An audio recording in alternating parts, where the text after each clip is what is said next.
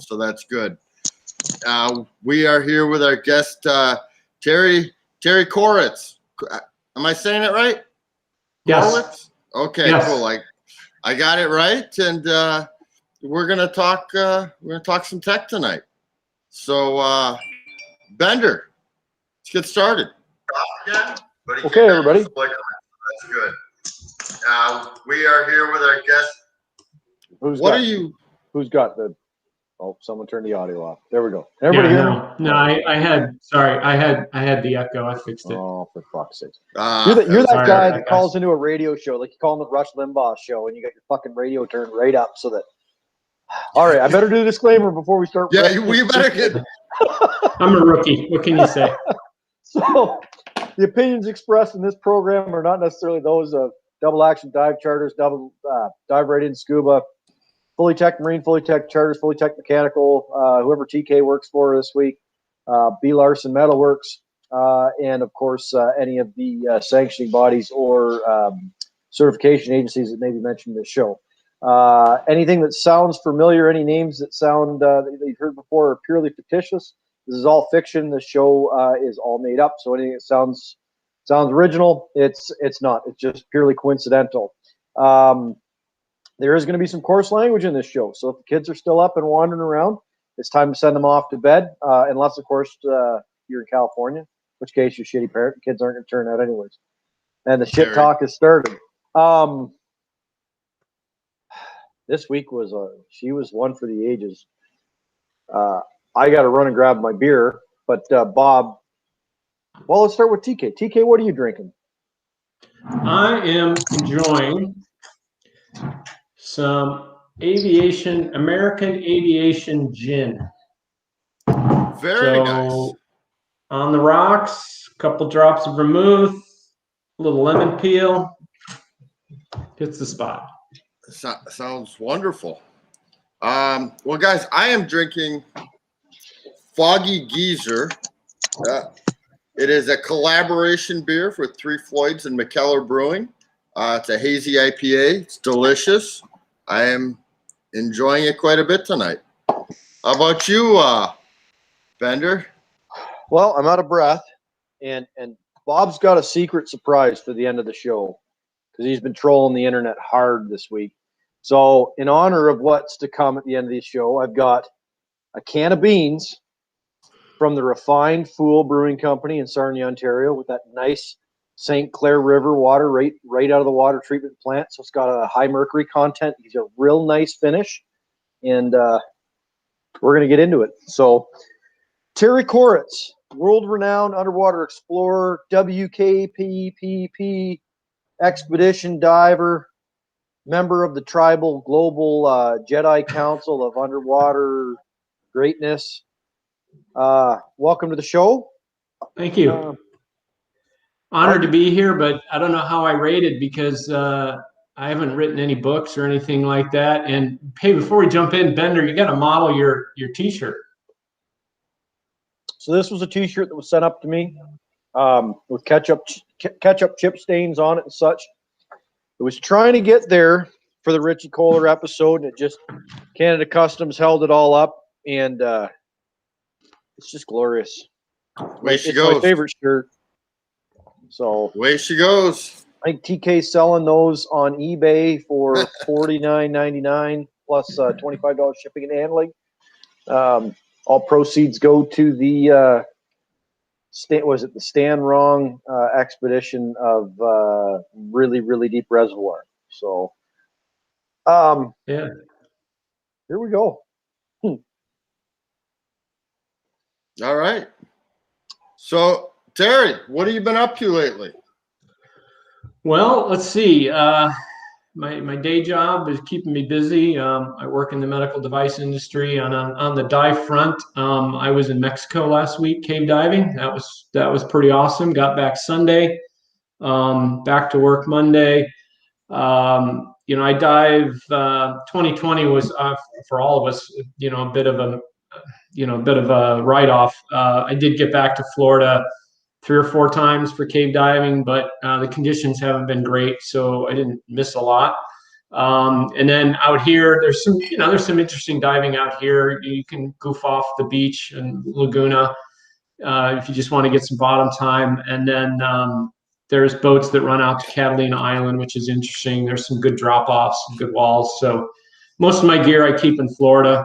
I keep my truck in Florida, but out here I've got enough to, screw off, off the beach or off of Catalina.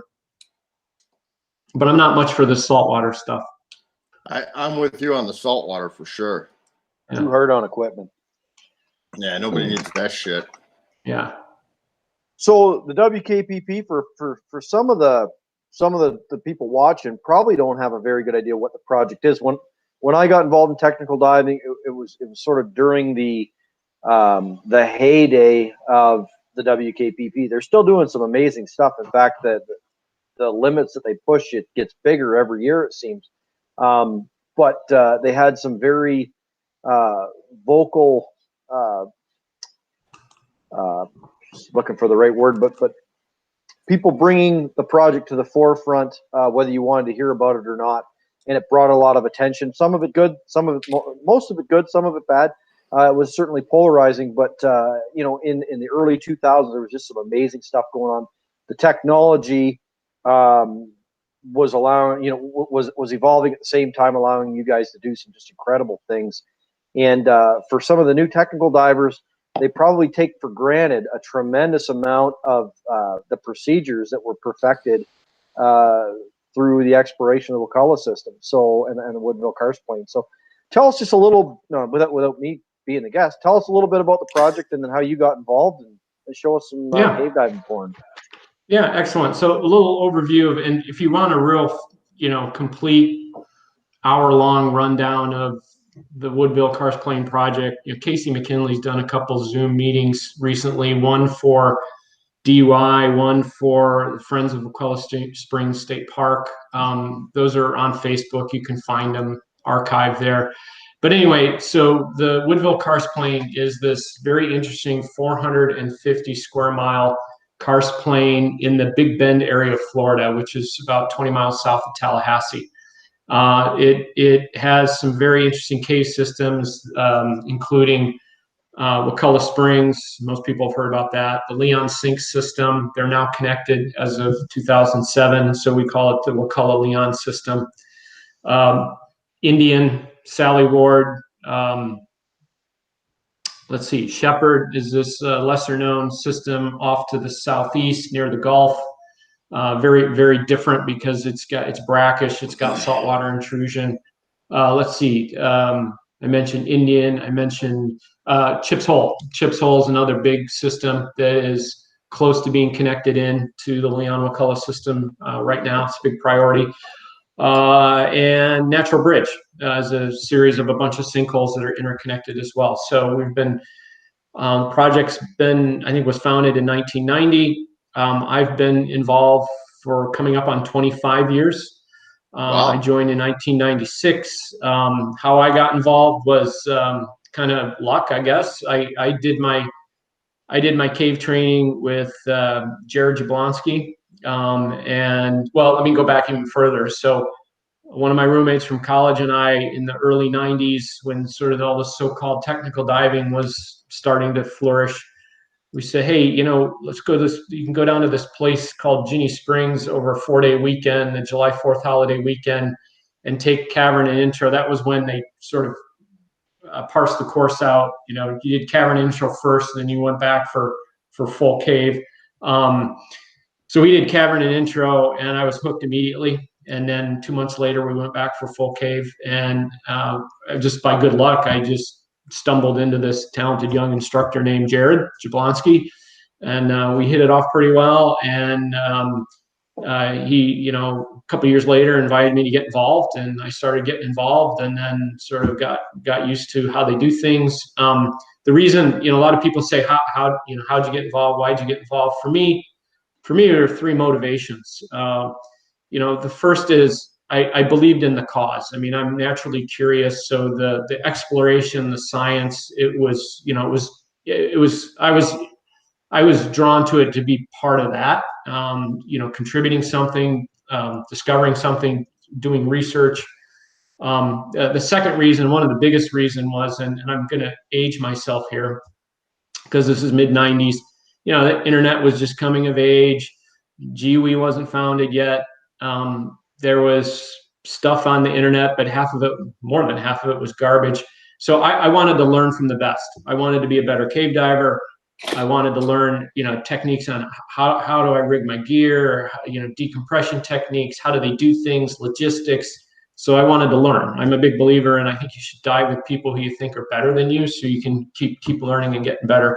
Absolutely. And then the third thing, I'd be lying, is it's an opportunity to see some really cool cave, that otherwise isn't accessible to the public. So that's why and how I got involved. And then, I was doing a lot of support for the first year or two, and then I think I did my first gas dive in McCullough in 1998. And my role on the project, I'm not the hero dumping the line on the reel off the reel. I'm one of the RB80 divers, so we can talk about RB80s, if you want. One of the RB80 divers, have been for 20 years. And I would say mid-distance stuff. So anything from 8,000 or 10,000 feet to the door, whether it's setup, because some of the logistics of these dives, you got to front a lot of gear for the exploration team, scooters, drive bottles.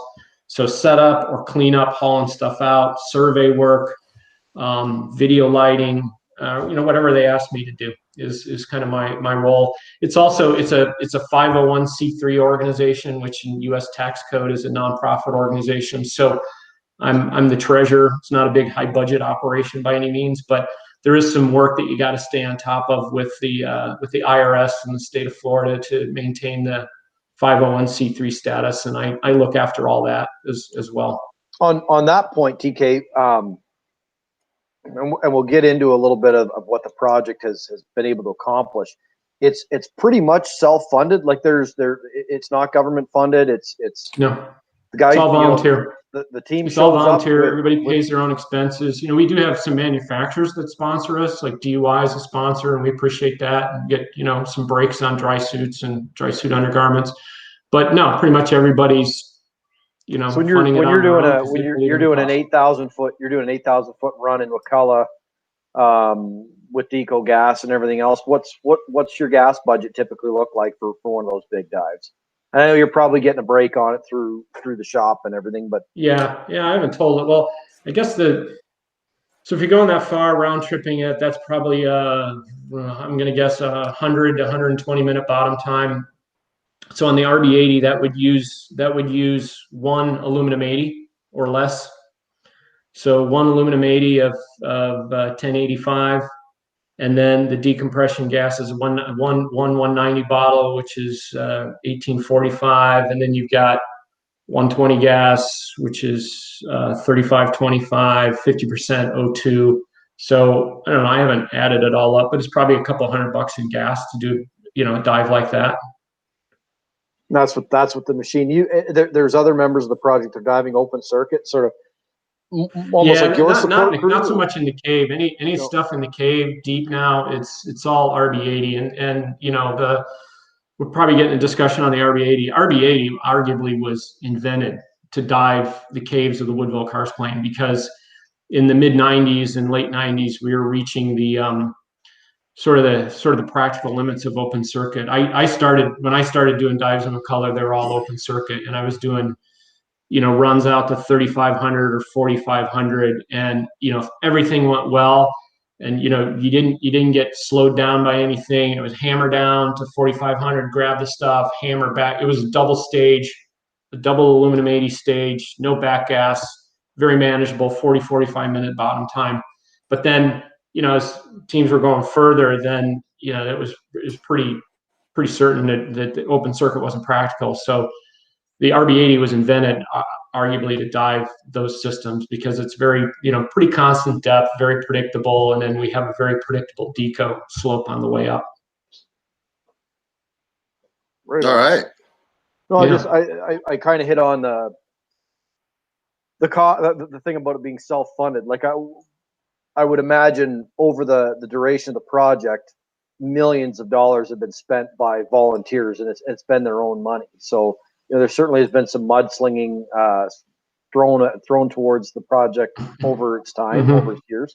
But I kind of got to applaud that the guys and girls involved in this are paying their own bill. It's a and what's cool the people ask, well, what's going on lately? Because the current style right now is really stuff gets published once it gets all completed versus, but there's a Facebook page where you can read about, key dives that give reports of a dive weekend. But, obviously Wakulla Springs is a big priority, but it's condition dependent. And each year it seems like the window of available dive days gets less and less as the development in Tallahassee starts encroaching south. So you have less undeveloped land to soak the rainwater up, and more rainwater. It all just drains into the sinkholes, into Leon Sinks, which then drains into Wakulla. And it's like someone waters their lawn in Tallahassee and the systems go dark for 3 months. Wow. But Wakulla is a big priority. What's that? In your 20 years of 25 years of diving the system, you have, I guess you're not taking specific measurements yourself, but you have witnessed a change, an environmental change or impact, arguably due to the development. You've seen it change before your own eyes.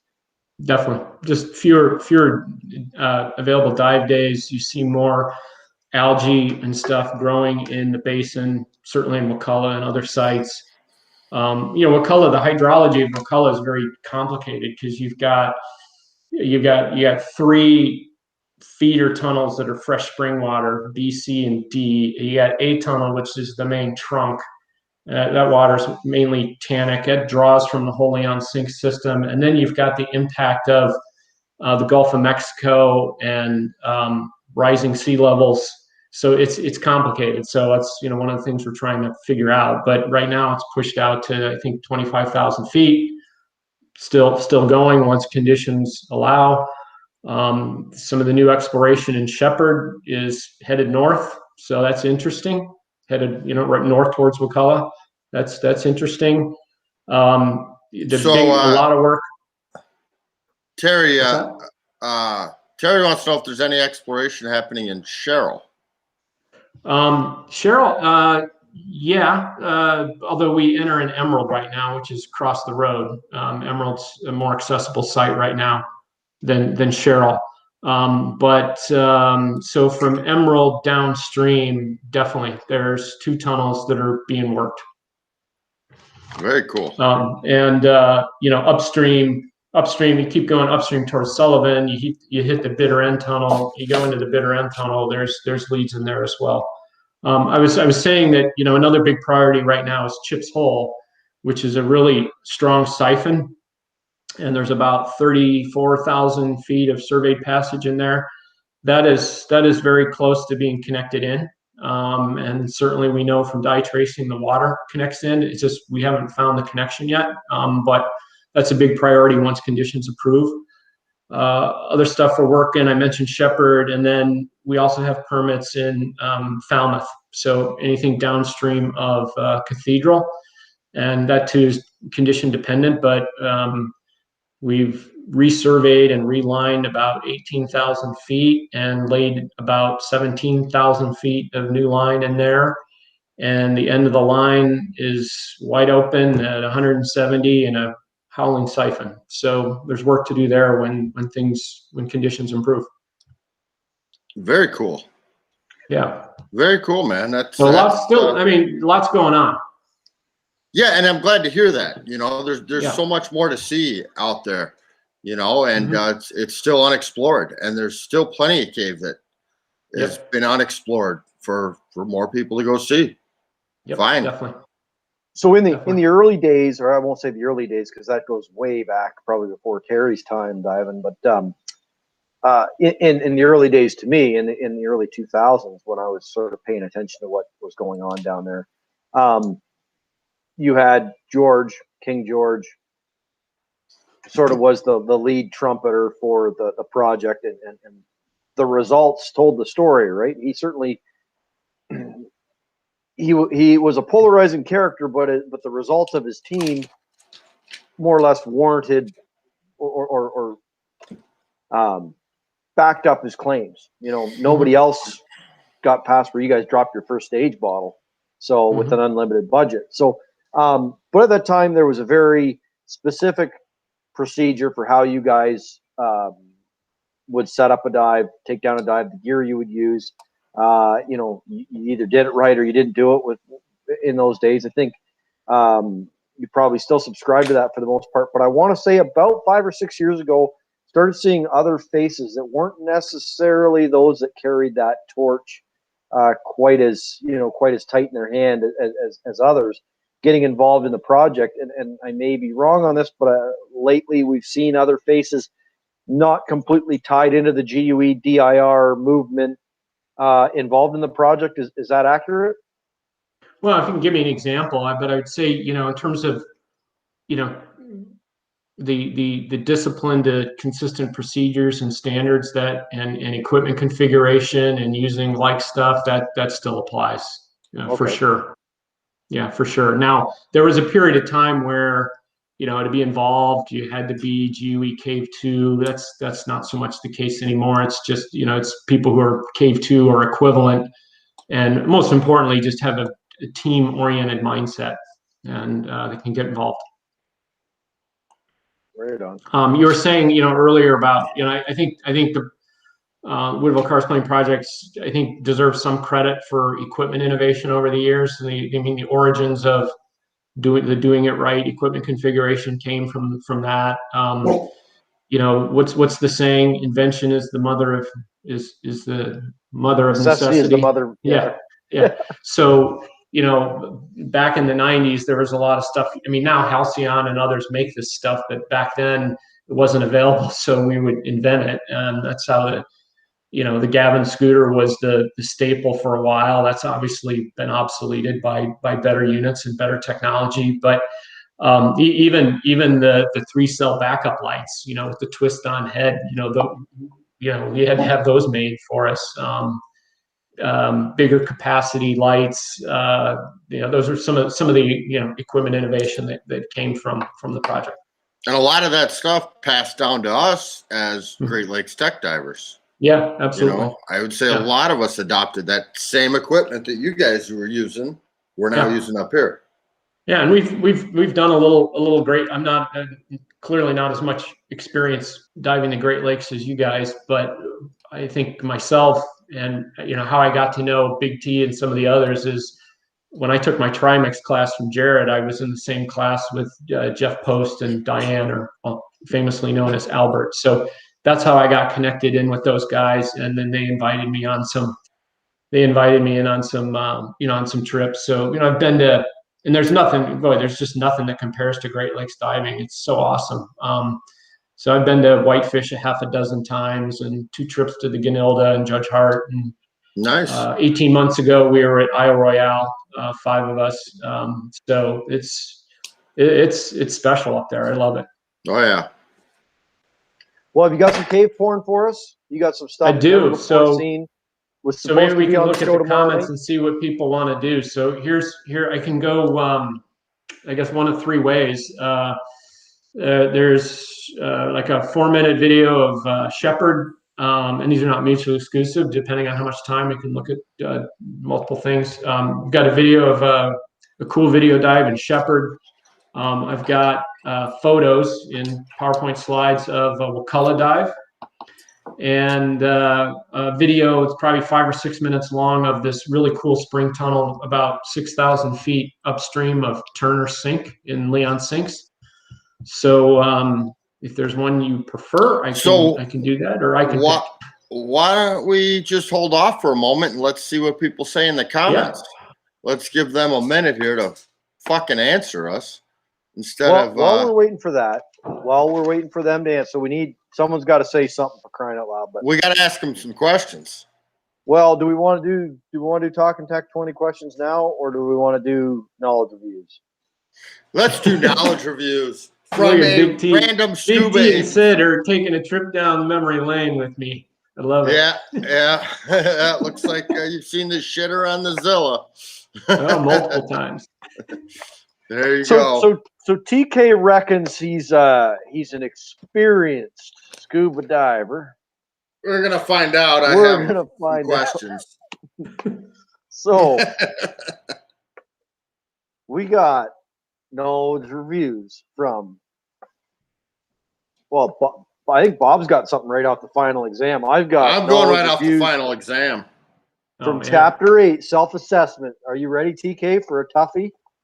Yes. And because, so we changed it up a little bit. These are all multiple choice, but because we've got such an experienced group coming on the show and experienced people in the comment section, we feel like we should know this stuff without the multiple choice crutch. So here we go. To reduce the risk of decompression sickness, a diver must. Go ahead. Wait, you're not going to give me the multiple choice? No. I just got to answer it? I'm going to give you the multiple choice when you All right. me. Oh, so you just want me to off the cuff? Yeah. Well, so if it's the PADI manual, dive within the limits of their weenie table, slowly ascend, make a safety stop, stay hydrated, don't get drunk the night before. That can't be in there. Yeah. So he got 2 of them, but the don't get drunk the night before isn't in here. So. All right. So let me ask my question here. So since you're, GUE and team diving is a big part of what you do, I thought this question was appropriate. So if you become separated from your buddy, the general procedure is to what? I'm not going to give you the multiple choice. I just want to hear what you have to say. Well, I think you what Patty taught, I think is it might not be Patty. It could be one of any of the other ones. You swim around, you search a little bit, maybe a minute, but if you can't find your buddy, then you slowly ascend to the surface and regroup at the surface. That's the Patty way. I feel like that would be the answer that they're supposed to say. Somebody must have tipped this guy off. I used to be a PADI instructor. Oh man. Yeah, I see Spanky's asking me if I'm on scuba board. I'm proud to say that I do not have a scuba board log on ID, although I occasionally go there for entertainment. You know what? Spanky gets told this a lot in the show. He probably already knows that. So Spanky, you can fuck off, and it's probably not the last time I'm going to tell you today.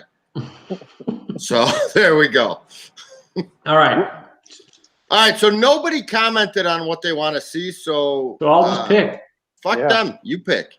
Let's look at this video from this tunnel and upstream Turner. But just to quickly set it up, Turner Sink is the furthest southernmost sink in the whole Leon Sinks chain.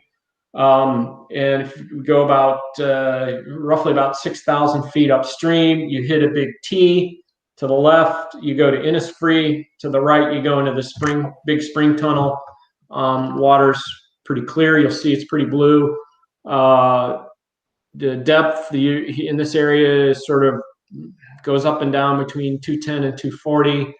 And it's myself and John Rose doing the lighting. And the way we try to do the video dives is we take opposite sides of the tunnel and try to stay even with each other to light up the whole tunnel, and then the video guys behind us. So let's make sure I can share my screen.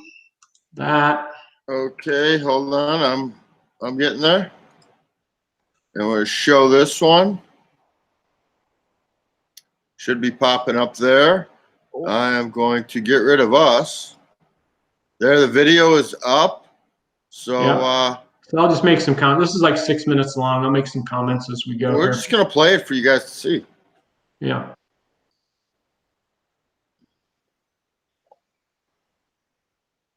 Yeah, Chris Werner was the cameraman. I've been diving with him for about 20 years.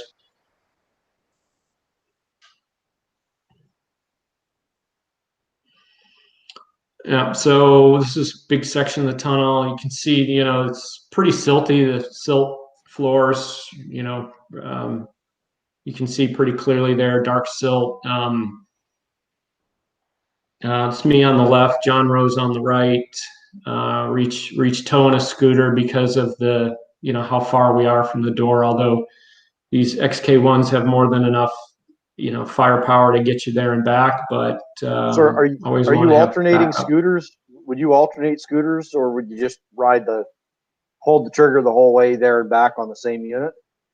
Yeah, I've done both. I mean, if we're not pressed for time, I'll switch and then switch them around and then ride the fresh one on the way out. But one is plenty of burn time and power and battery capacity to get you there and back. One critique of myself here. You can see my tow scooter's kind of flopping around there. It was kind of annoying on this dive for the first part, and then it got a little more stable. But the lesson there is don't tow it from the front D-ring, tow it from the butt D-ring. You can see my buddy's is riding a lot better, and mine was kind of swinging around. So I learned from that. But you can see, it's nice. I think it was Mark Garland sold me. He says you always got to tow your scooter by the bottom. So the lowest point of the scooter when it's sitting dead, that's where you want your tow leash attached. And it was. It's just I connected to me was at the front D-ring versus the butt D-ring. So I'm not telling you how to do shit. I'm just telling you what he told me. You know what you're doing. I don't. Fuck. Yeah.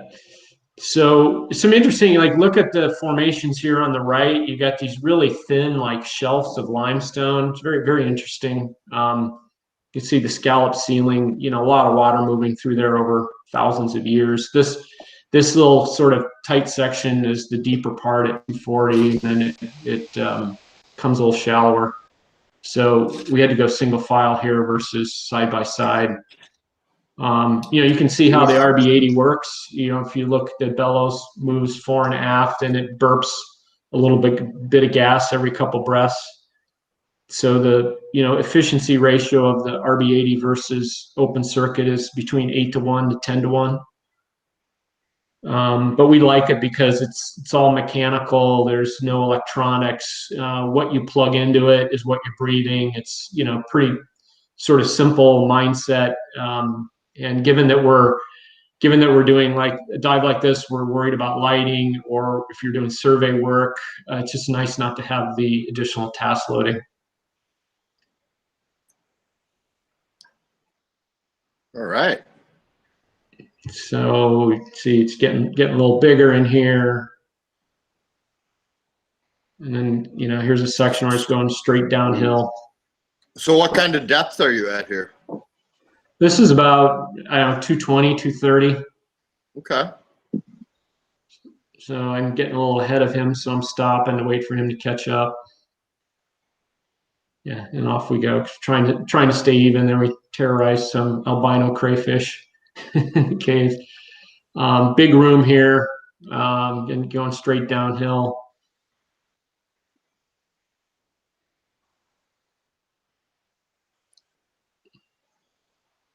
But yeah, just interesting. Look at the if we have time, I'll show the Ginny Springs video. I mean, look at the floor here. The silt's like totally untouched. Whereas some of the more traveled caves have gouge marks and handprints in the floor. Looks like a surface of the moon in some places. Yeah. So pretty TK, nice.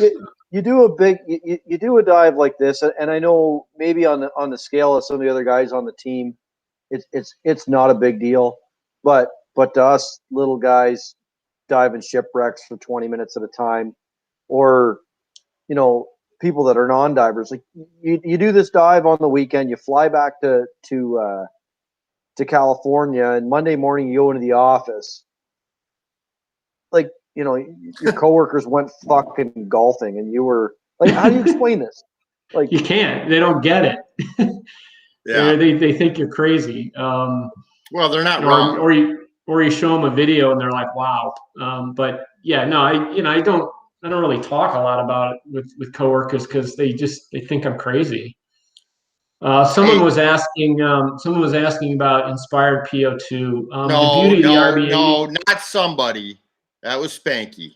Okay, Spanky was asking about the inspired OB. So basically, what you plug into the switch block is what you're breathing. So that tank we're driving it off 240 gas. The big tanks on our back are meant for bailout. We don't use any of that gas. Everything comes out of the stage bottle. So 240 gas is like 1560. So that's what we're breathing. Now, if you were to come shallow, what you got to be mindful of with the RB80 is there's a PO2 drop in the loop as you come shallow. But here at pretty much a constant depth, or you're oscillating between 220, 240. There's just negligible change in the PO2. Sid was asking if I left my split fins in the truck. To know. Yeah. I mean, split fins are standard issue for GUE, right? Oh yeah, absolutely. That's what I thought. So that's I can play another one. How about, since I've got this screen open, how about, a lot of people on the show probably have been to Ginny Springs, no doubt. So they'll recognize a lot of this cave footage. To set this up, this is when some of the guys were getting their new high HD cameras, and so they were sort of debugging them and trying to figure out what settings to use. So we were just riding around the cave system in Ginny Springs to figure out what settings to use and just goofing off. So this is like a 3.5 minute video that's strung together between dives from 2 days. So it was the first dive, it was me and Casey McKinley. The second dive, John Rose and I were out front lighting, and David Ray is the guy decked out head to toe in Scuba Pro gear. So it's the cuts are of 2 different dives, but you'll probably recognize there's footage from Hill 400 tunnel, the big room, but I've never seen Ginny Springs lit up with 4 of these 6,000 lumen video lights. So it's something here. So let me fire this up. All right, let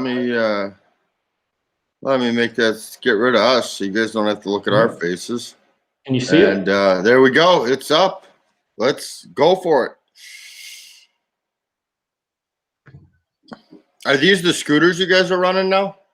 Yeah, and then in this video you'll see the SUX double unit, which is what they sell to the military. It's a lot of fun to ride.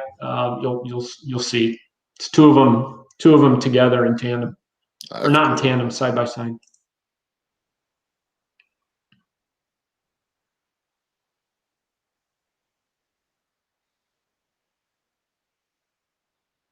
Yeah, Ginny is a great cave dive.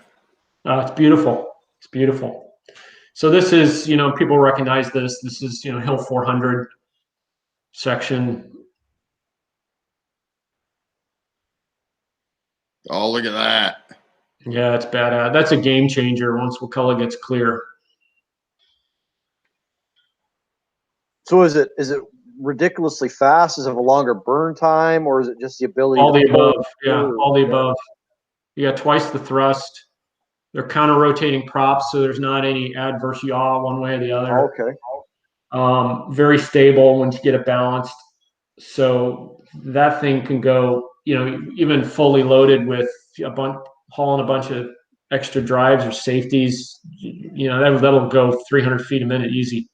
And are they kind of an independent drive? So if one half of the section failed, it would limp, or would she just? Yes. Or would it yaw like crazy, like an SR-71 into a flat spin, and you just? Well, it would yaw, but it's still diveable. Did you have to show your DPV pilot card to run those? No, he just handed it to me and said, "Let's go." I'm just saying, Ginny Springs. I mean, they got. Yeah. I have a DPV. I have a DPV endorsement on my cave card. Big T wanted to know. Yeah. And apparently he needs 2 of the double scooters. Right. So this is, this is headed into the big room area. I think you need 2 DPV cards actually to be able to ride that Ginny. Oh yeah. Yeah, you might. Be careful. This is getting reported to the park staff.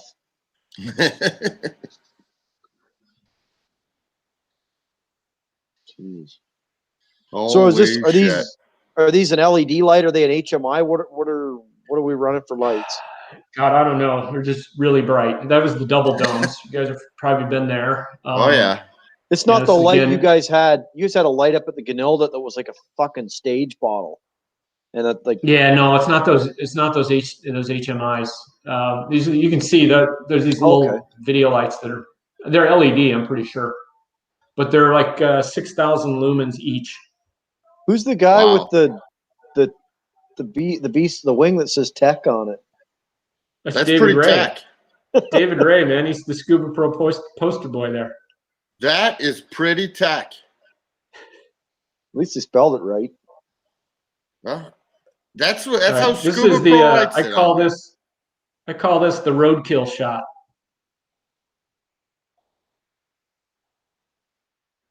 Oh Just a Jesus! deer in the headlights. So there's That's no it. lights on the camera for this shot. I'm not sure. He probably turned it off for that shot. I've always loved those shots where you let the downrange lights do all the talking. It's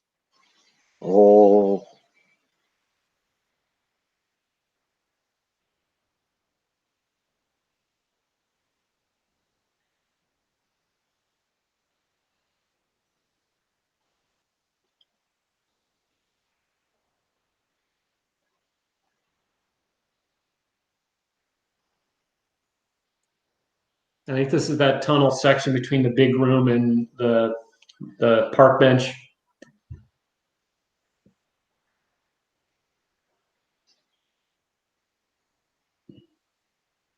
Yeah, that's pretty cool. I like how it was shot. just needs an air horn on it. That's all you need for that. Just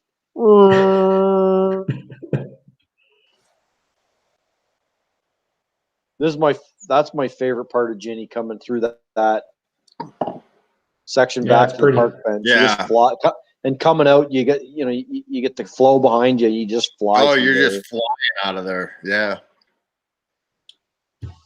So there's another great video. Yeah. So Another great video. I'm thinking a couple things need to happen now. I think we got some questions we got to ask Terry, but I'm also thinking you should probably have a drink. What do you think, Bender? I'm ready for a shot. Liquormans? I was ready let for me a go- shot at 2:00 on Monday. So Let I me came go grab my prepared. I came Liquormans. prepared. All right, hold on. I keep the Liquormans over here. I had to step aside and go get it. Yeah, while you're doing that, I agree with some of the comments here that like a cave looks totally different when you light it up that much.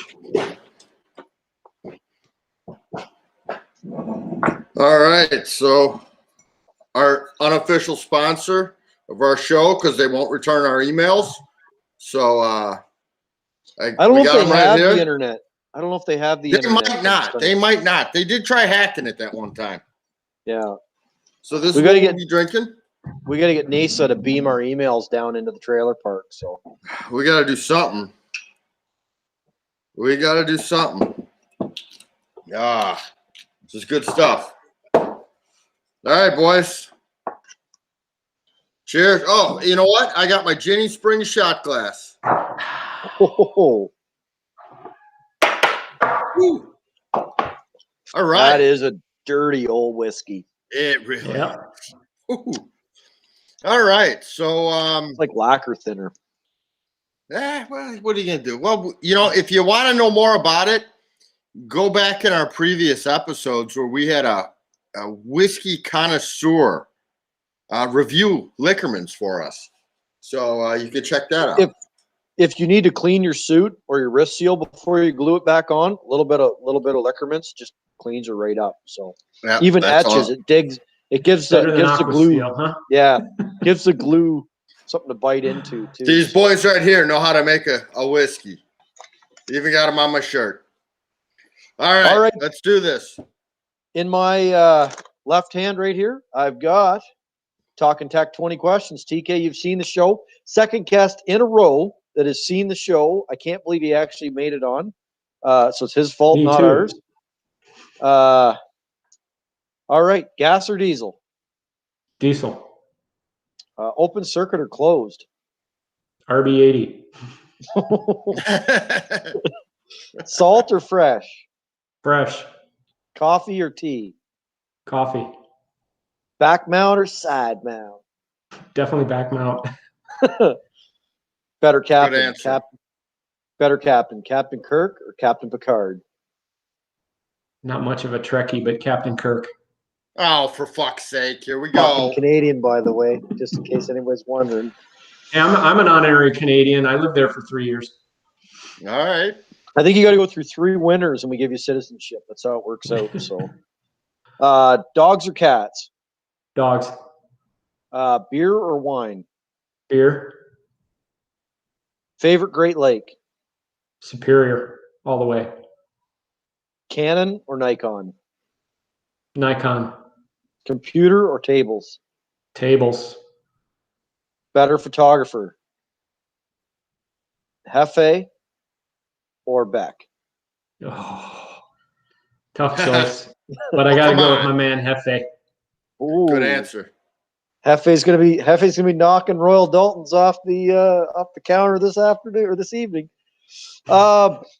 Rex or Caves? Caves. Sausage or taco? Taco. Johnny Cash or Elton John? Johnny Cash. Top or bottom? Top. Power or sail? Power. Oh, we know the answer to this one. GUE or TDI? Yeah, GUE. Sweet or salty? Sweet. And the last one, rust or wood? Wood. That's Talkin Tek 20 questions, everybody. And I just built the can of beans. Hey, and while you were going over this, you know how pretty much every week I tell Spanky to go fuck himself? Oh, at least twice. I think you might get a chance now. Fully tech side mount sailboats. There we go. I was looking at a sailboat last Sunday. I went to buy some tooling from a machine shop that was closing up, and they had 2 sailboats for sale. So I was checking them out, and I figured, I know Spanky's looking for something else to do when he's done fire school, and he's going to do an SVOP, so I'll set him up with a new charter boat. The only question is, if he's going to fire school, how is he going to get into the fire truck? Are they going to put a ladder out for him to climb up in there? Or do they all get together and boost him up? Or how does that work? So we got one more thing I want to go over here. Some guy named Jeff Lindsay had a question. He wants to know how the council works. Well, you know what? I was going to ask, besides Hefe and Big T, who is on the Jedi Council? I mean, I don't believe Hefe's on there. I mean, he could be, but I think we got to wait for Big T to answer this. He better be coming in quick. Well, I don't know. I haven't been invited to any council meetings. I can claim credit for anointing the first junior tech master. Oh, but right. Other than that, I think I'm in alumni status. I think the Jedi Council is kind of like Fight Club. We just don't talk about Fight Club. And so let's continue moving on here in the show, right? So speaking of the Jedi Council, since we know we have at least one of the members, maybe 2, watching here, or 3, TK, I don't know. Recently, there's been an event that somebody posted. He's actually going to be joining us here in a moment. About a dive to 160 foot as a cavern dive in Buford Springs or Buford Sink. I'm not sure. I have not actually been there. So how far is that from Bradford? Yeah, it's Florida, man. I don't fucking know. A couple of beers is my guess. No, it's in Bradford. So cold feels. There we go. So we got James Weber here joining us. Guys, you ready to bring on James? Let's do this. I got the popcorn. Here we go. Oh, it's counting down. James, welcome to the show. Hey, fellas, how you doing? Good. We can hear you. It all works. We can see you. This is going well. So, how's it feel? How does it feel to be the most hated guy on Anarchy Scuba Spot this week? It'll change next week. It's been interesting. There's been I've had a lot of sideline conversations with folks, and for the most part, it's been more of interest in what the dive was and stuff like that, and discussion over training and so forth. And there's been a few select that have decided to take a more condescending approach to it. I do want to start off by saying I've never denied the benefit of training. I've never denied what I did wrong, like on the wrong steps I took. I'm an open water certified diver. I'm not a cave diver. I've been diving for about 2 years. I've never professed to be some Billy badass or a cave. I've made that very clear in the YouTube video. I made it very clear when I posted all this, and the only feedback I get is training and you're an idiot, and nothing constructive, just a whole bunch of condescension. So Okay. Do you know that you will Okay. find no more experienced divers in the world than on the internet? You want to find hey, evidently I'm one of them.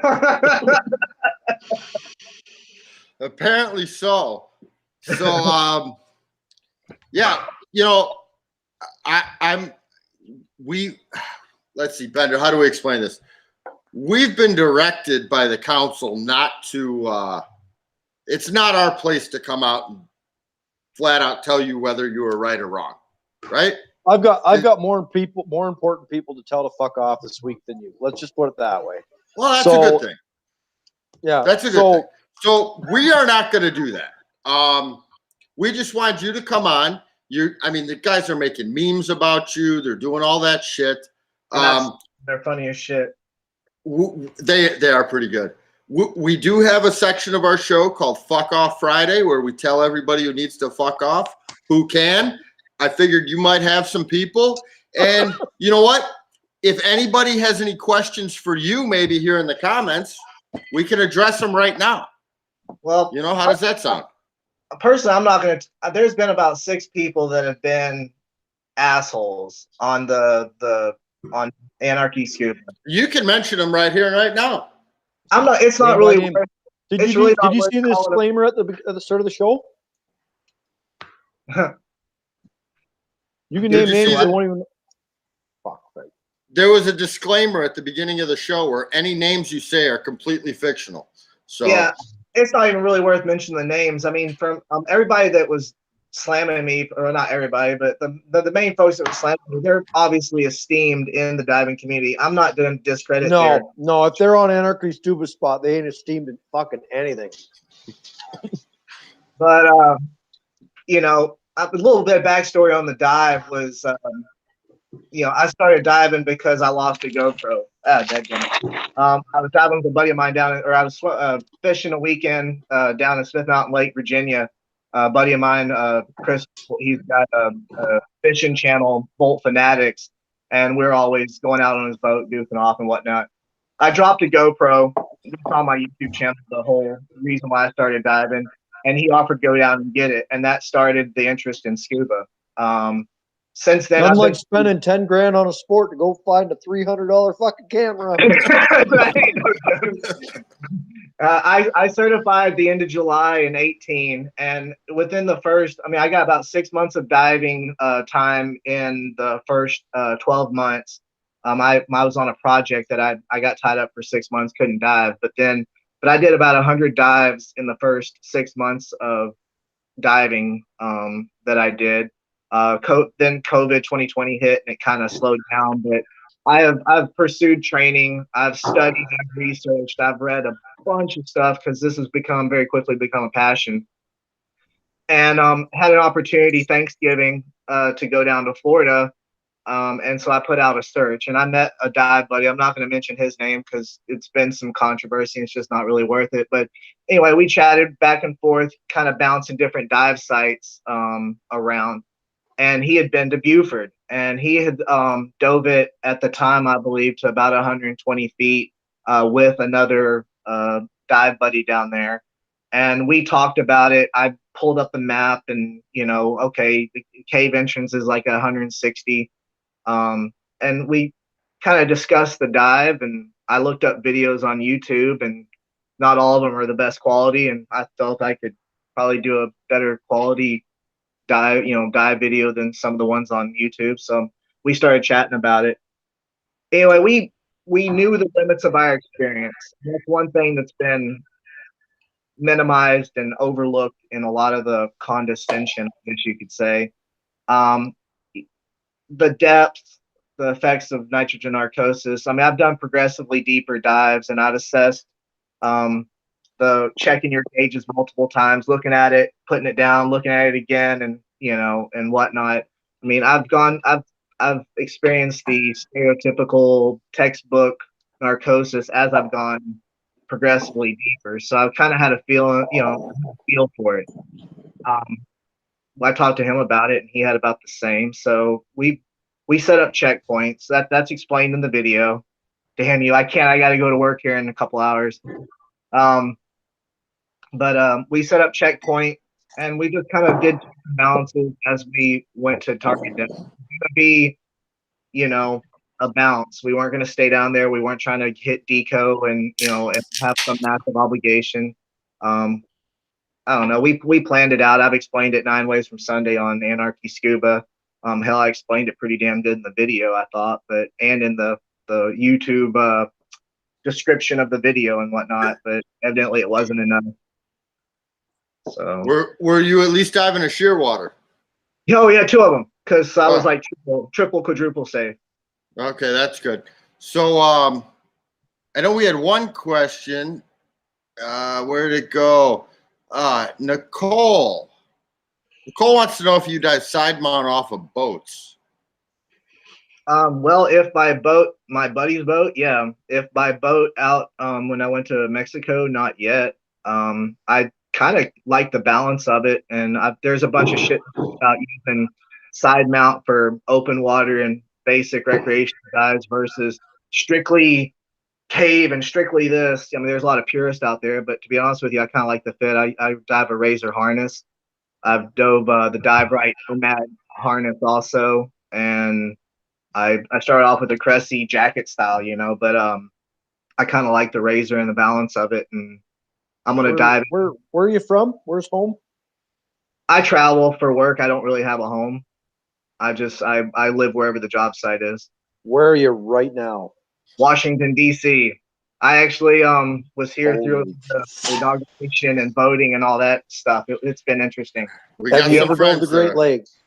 No. I had one opportunity. I was on a job up in Toledo and a dive shop up there in Aqua Hut. We had a chance to go on a boat dive up there, and then my job shifted me, and I didn't make it. If you'd like to come up to the Great Lakes, come up to Chicago. The fucking closed. No. Come up to Chicago. Nicole, who actually was the one who asked that question, she actually captains a boat out of Hammond, Indiana. They specialize basically in Chicago. Mount. Oh, really? She will specialize in side mount divers. Oh, well, then tell her to hit me up on a PM, and I should have some availability coming up this year to travel and stuff. So I'm sure she would love to have you up there. So thank you for coming on the show. Like I said, we don't want to shame people. I guess the only advice I'm going to give you, if you get down to Florida, hit like James and Marissa up, take a couple courses. You're obviously addicted to the sport. Do some training.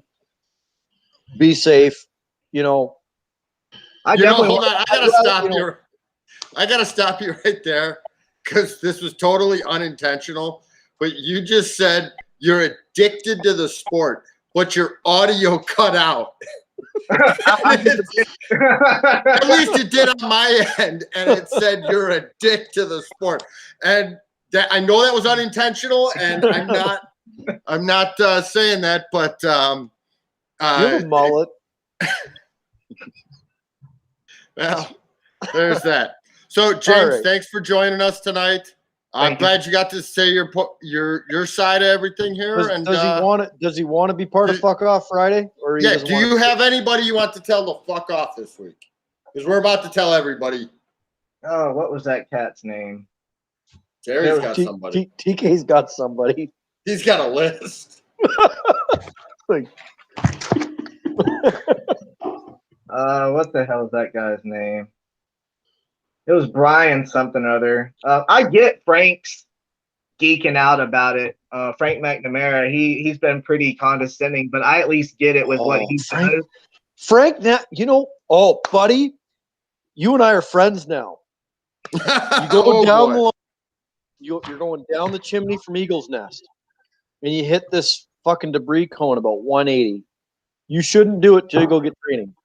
Terry, you don't go to fucking Eagle's Nest till you get training, okay? So Agreed. down this fucking line, there's a piece of duct tape taped to the fucking line that says what I did with Frank's mother the night previous to the dive. And Mr. Big Shot fucking diver hasn't been back to that spot to finish his little fucking survey in over a year to read my little love note I left for him. So fuck that guy. We agree. Frank McNamara, you're not even on my list this week, but well, There we go. I get why he freaks out about stuff because I mean, evidently he's a rescue diver and stuff like that. But there's Grant. fucking TK's. Oh shit! No, the dog wanted to come in and talk some tech. Oh, but there's this cat named Grant Tobin who's just an outrageously condescending prick, and yeah, okay. Like I don't blame Frank for his viewpoints because I get it. Cops see the worst in life. Frank's a rescue diver. He sees the worst in people that get injured in cave dives. I don't know what Grant's background is, but frankly, he's a pretentious prick. So Are you drinking fucking ginger ale? Yeah, I'm out of Mountain Dew. This is normally my whiskey mixer, but it's going to be my mixer without whiskey tonight since I got to go to work in a couple hours. All right. All right. Okay, Well, TK. TK, who do you All right. got? All right. So these cancel culture douche nozzles. Good Lord, like they canceled Dr. Seuss books this week. Oh, for fuck's sake. So, yeah, they need to lighten up. They need to get a life. They probably need to get a job. And they most definitely can go fuck off. There we go. There we go. Amen to that. So, I mean, I had a list, but yesterday I had to go get a new phone. This should be a simple, easy thing. You remember when getting a new phone was like Christmas? You were all excited to get a new phone? No. Now it's a fucking chore. Here, this is broken. Give me another one. It took me 2.5 fucking hours at the AT&T store. I wanted to kill them motherfuckers. Fuck them. It took all my fucking time. I thought it was 10 minutes. You can fuck right off. So there we go. Bender, I know you got a mile-long list. Just pick a couple. It was. I had this picked out Monday. You know you're having a good week when you got it figured out Monday afternoon. Who's on your fucking list for Friday night? So there's a couple pictures. I don't know if Bob can share them or hold not. on. He's working I'm on going it. to pull some of us off the video, but we can still talk. So we're working on this. Oh, fuck. Here we go. Yeah. There we go. All right. I was trying to be discreet, but that's about 15 cops in my parking lot. The staff and management of Fully Tech Mechanical would appreciate it if you would refrain from shooting fentanyl in my parking lot. Oh, holy If shit. the thought goes through your mind that, hey, there's an empty parking lot, I'm going to pull my piece of shit clapped out fucking GMC pickup in here and do some fucking, rip some fucking rails and fucking shoot some shit into my fucking body and have to have a fucking nurse come out and fucking give me, what's that shit? The shit the cops carry for fentanyl overdoses. What's that shit called? You'd have to have a Narcan. Narcan, yeah. There we go. If you think that's a good idea when you see my fucking shop, like Would you just fuck off, please? That's how my week started. It didn't get much fucking better. Well, that's the way she goes sometimes. Spanky says, Jesus, not again. Not This is not the again. first time. It's not. So, well, I think that's about it. We wrapped it up. We got any other comments here we want to go over? Let me just scroll through this. I shot that with my Canon, my vintage Canon. Oh, look at it. Brandon dove 138 at the blue hole. That's pretty tech. Pretty fucking tech there, Brandon. So how deep did you dive, Brandon? How deep was 160? James. Yeah. James. Yeah. Oh, It was James. 160 on air? Yeah. I think that like qualifies for Junior Tech Master Award. I don't know. TK's on the council. He'd have to make that call. It's got to be approved. Yeah. I don't know if anybody has never been to Buford. It's like the Astrodome inside that thing. That is a huge space. I get a lot of the procedures. I've read a lot of procedures and stuff like that, and I get like a lot of for a lot of confined. This sucker was like very wide open. I'm not justifying it, and like I said, I've never denied the need for training, but this was a massively open area, all the way down to 160 feet where the cave entrance was, and it definitely tightened up and whatnot. It was a beautiful dive. All right. Well. All right, everybody. We're over time. We got to go. Yeah. TK, Jay, stay on for the after party. James, Jay, thanks for joining us, and we'll talk to you later, man. Dive get safe, a fucking okay? haircut. Thanks. See you, buddy. All right, buddy. Bye. All right, let's see. Hold on. All right, we got one more thing I want to add. Spanky needs me to do him a favor here real quick.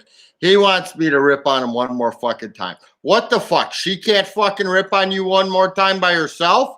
She needs help? You got enough fucking shit wrong with you that we can all mess with you. So try and grow a little bit and be more like man-sized, okay? All right, Are we Spanky, still live? go fuck yourself. Yes, we are. All right, and now we're not.